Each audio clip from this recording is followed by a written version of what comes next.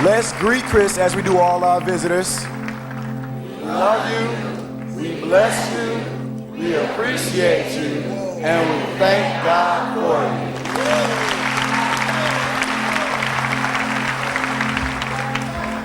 you. Whoa. Let me digest that. Wow. I'm going to talk to you today about choosing to be spiritually minded. And look at the phrase, choosing to be spiritually minded. This is a choice that a lot of you have made here today, just being here today. You could have been anywhere today. A lot of people are anywhere today, right now as we speak. You chose to be here. You know, a lot of times we walk into the future and we look back on ourselves. They say hindsight is 20/20. We look back on ourselves and we say, wow, I was really blessed back then. But it's always in the future. When we're going through the blessing, we never see it. Being conscious has to do with being aware of your space and time. Right now, we are blessed. Right now, in this room, we are blessed. Turn to, let's hit Mark chapter 16, verse 15. Mark chapter 16, verse 15. When you're there, say namaskar.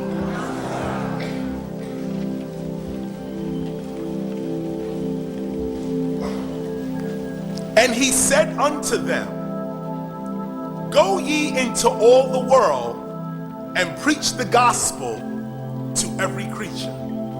In the Lamsa, it says to all creation, I think, right? And he said unto them, go into all the world and preach the gospel to every creature.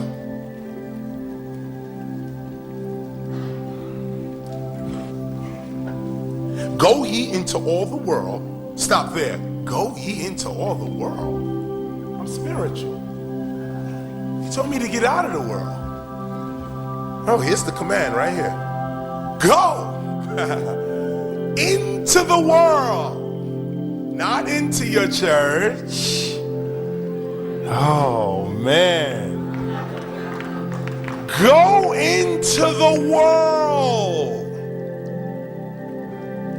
and preach the gospel to every creature, not every Christian.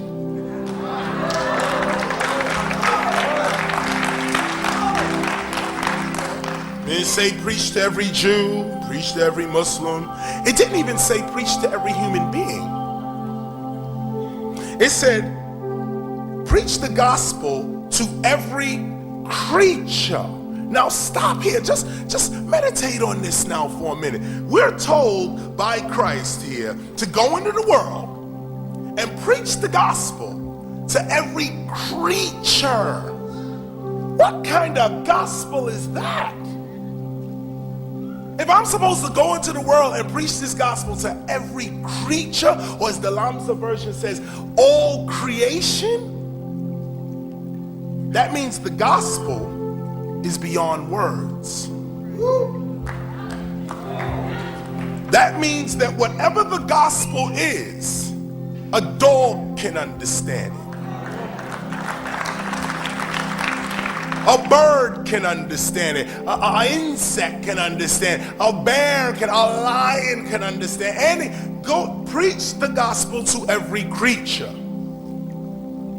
So we sat here and we thought about it. We said, well, what gospel would every creature in nature understand? The answer, love.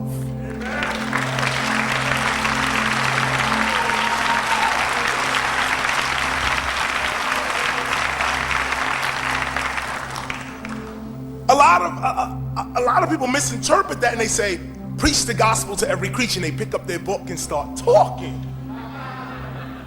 It's not the instruction. The instruction says every creature. A dog understands a pat on the back. A cat understands a bowl of milk.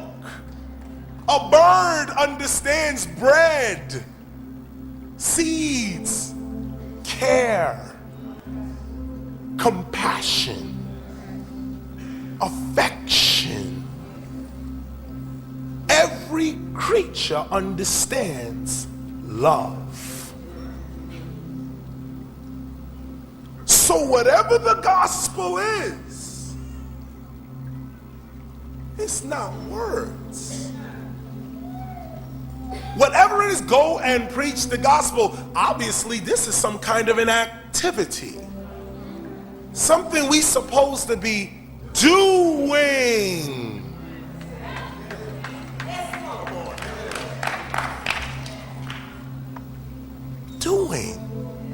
Be doers of the word. Be doers of the word. Love. When you decide to live spiritually minded, you will notice that you ain't got no choice. Love swells up in your heart. Matter of fact, some of the reasons why you choose to be spiritually minded is because you don't even understand yourself. You say, man, I have this feeling of just love. I mean, I like people. I want to, I'm always trying to help. Every time somebody got a problem, they calling me. Hello, somebody in here. You gonna go home right now, phone line. Message said, hey, I just wanted to call you to say, can you help? I need you to come and watch the kids. I need you to do it. Can you borrow some money? You guys are usually the ones helping somebody else. I got a witness in here. But look at the burden, as I mentioned, the first step. Look at the burden of that. You're weighed down because you are in the spirit, but you're in the world. And even though you've decided to be spiritually minded, nobody else has. And what a burden that can be. You tell somebody, your kids, your friends, whatever, your husband, your wife, don't do that. And they do it anyway. Then they come back in sorrow. And it's your burden to still help.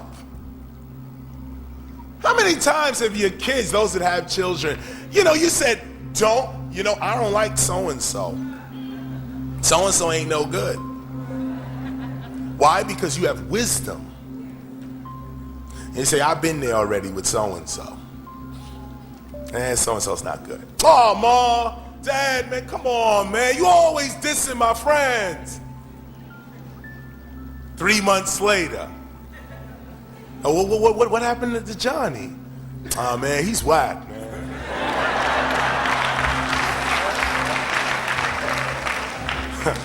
Oh man, I lent him my shirt. He wouldn't give me my shirt back. I told him to come over and play some records, so he broke my turntable. Man, Mark, could you buy me another one? Now the burden is on you. You told so-and-so, don't go down that path. It's not good for you. They ain't listen. Now they walked down the path and gained wisdom. But the burden falls on you because the compassion and the love in your heart refuses to turn your back. So you say, come on. All right, here it is. You may give them a lecture. You may say, but here it is. My love for you, I'm still going to give no matter what. You cursed me out last week, but I'm still here. This is what it is to be spiritually minded. And it's important that we all gain strength in this. Otherwise, we will become very stressed out. We become very stressful spiritual people, if there's such a term. You'll be in the spirit and man, why God is, when is my day coming? Your day is there. This is your day right here.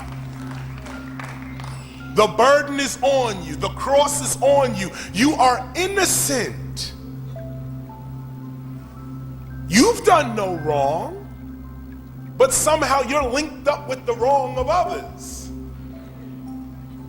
because of your love for them. Don't shirk from your responsibilities. Don't be afraid. This is what you're supposed to do. You are the blessing in someone's life.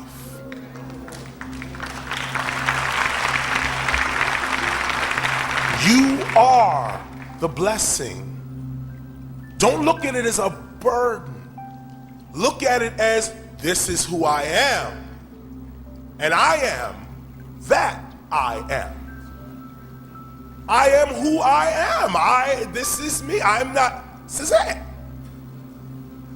So I stand firm as the blessing, as the answered prayer in someone's life. You know, we pray and then we expect a supernatural answer to the prayer. No, each of us here are God's assistants. Think of yourself as a secretary for God. That's a new concept. I'm jotting down, taking notes for God. I'm making sure God's schedules are kept. I'm making sure God answers her calls.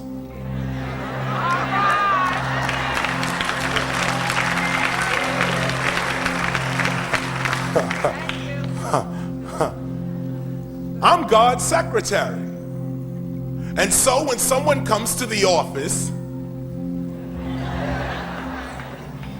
I meet them and say, hi, what can we do for you? Well, God, get me out of this. Anyone who's run a corporation knows that the CEO don't do no work. So always the secretary, always the manager, always that person who is not the power, the top, the lead. It's always that assistant, that secretary that handles the whole company while the CEO is off water skiing. He punches up, she punches up. Hey, how's everything going in the office?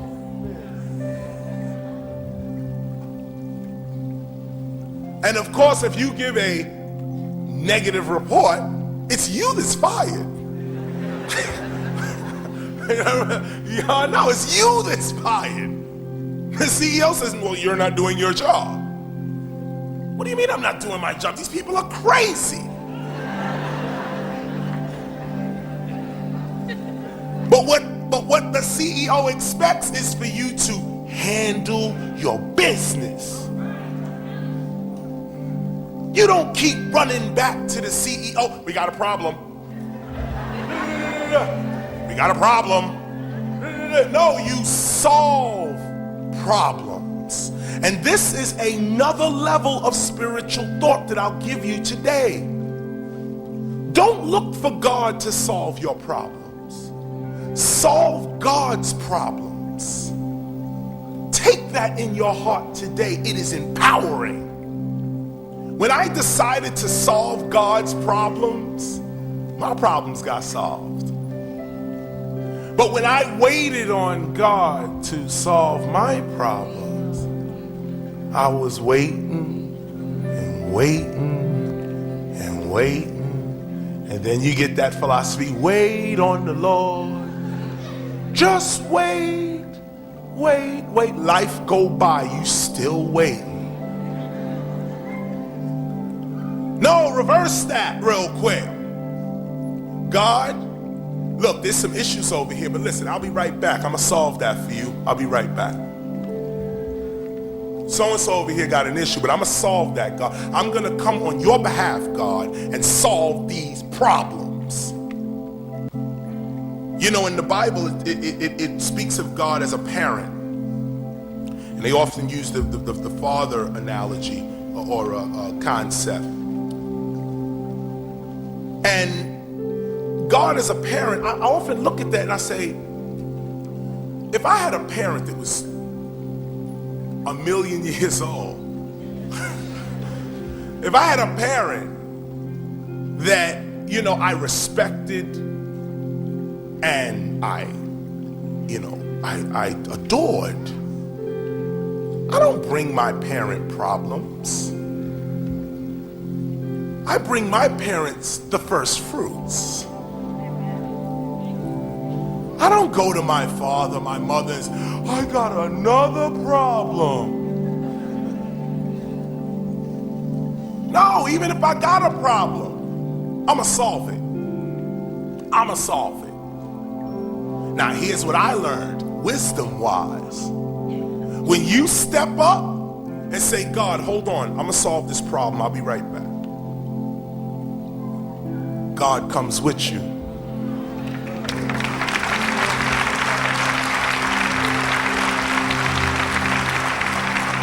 No parent will let their child go to war and just be like, okay, you go on. Most of the time when a parent sees their child trying, they will come automatically to their aid. No prayer, no begging, no pleading.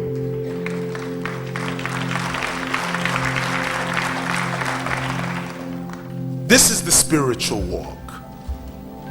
This is what it means to choose to be spiritually minded. Back off a little bit from the supernatural and just come to the practical real quick. Just real practical. Because when spirituality is practical in your life, God is practical in your life. I ain't even going to tell you how I got here to this podium right here.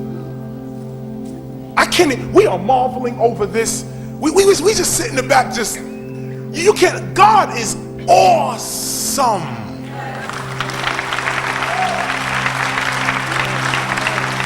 Awesome.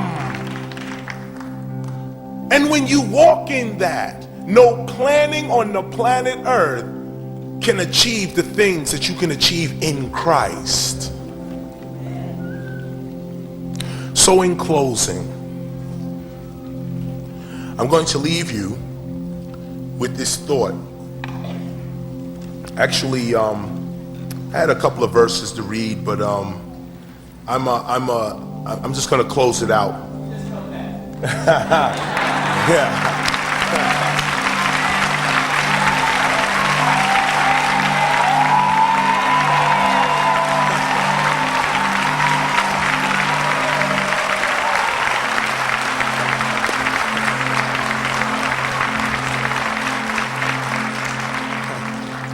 I appreciate that.